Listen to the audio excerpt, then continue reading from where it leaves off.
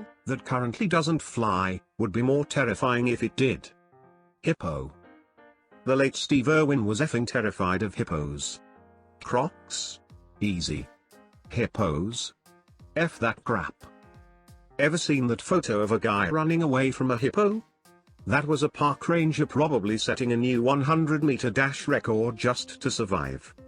Nothing scary about a hippo. It's just an animal that runs faster than you, weighs more than your truck, and has teeth like bowling pins. Oh, and they're both territorial and nearsighted, so they tend to charge things at random. I agree. They are the cutest murder machines out there. They kill, if I remember correctly, 3,000 people per year. Platypus. Because you'd just be re-signed to it like, oh of course they also fly, nothing about them makes any effing sense. You'd just be afraid of what their next superpower is. Update. Wow, I had never heard of Perry. Hope I didn't cop his concept. Perry the platypus wouldn't be needing his jetpack now. Ah. Perry, you came just in time. I prepared a new innator. The Winginator. If I fire it, what it hits will grow wings and fly away. I can shoot cars and buildings to wreak havoc on the tri-state area. A bit of wrestling later, pew. Perry, you honestly look more natural with wings. Wait. Let me go. Crash. Curse you, Perry the platypus. Slugs. But they move forward at the same speed they do on the ground and make the sound of a V1 during that. This is so specific. I feel you know about a secret flying species of slug that the rest of us don't. That's ominous as heck. I'm in the UK and I can just imagine hearing a snail squadron propelling throughout the air, the silence of summer pierced by a sound that's not threatened our nation for generations.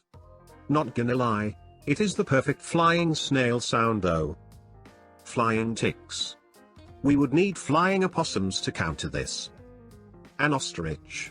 Shudders. I see your ostrich and raise you a cassowary. Obvious Canadian here. Moose. Final answer. Edit. Obligatory thanks for the awards, updates, and replies. You are all flying moosin in my heart. An all-terrain giant droid deer is a scary sentence. Moose are nasty from what I've heard. Lucky to have yet to meet on myself despite being a Canadian myself. I've ran into a couple, and you just can't comprehend how effing big a moose is until you've got one in front of you. Like you can look at as many graphics and things like that as you want, but until you see it in person, it just doesn't click at how massive they are. People are always surprised at how good they can swim, but when you see the size of their hooves and the power in their legs, suddenly a moose leg looks like a paddle, and they've got 4 of them. Just the wildest creature I've ever seen. I have so much respect for moose. Honey badger is already up, imagine if it could fly. He gets spit by a snake, he don't give a f and just takes a nap, then wakes up, continues eating the snake. Tarantulas. Tarantula wasps are pretty terrifying. Tarantulas are usually pretty chill though. I think I'd like them better than tarantula wasps whether they flew or not. Crocodile. You've just invented dragons. How to train your crocodile. Long guttural hiss. Haha no, toothful, like this. Waves stake in the air. Scorpions, obviously, would be really bad. I can totally see it with wings.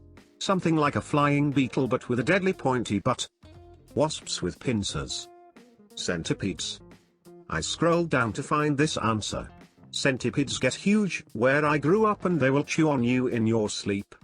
My sister woke up one night to one eating a hole in her leg. F. That. In Puerto Rico, the centipedes have no natural predators. They grow 6-inch easy and I have personally seen a 9-inch centipede. They are fast and hard to kill.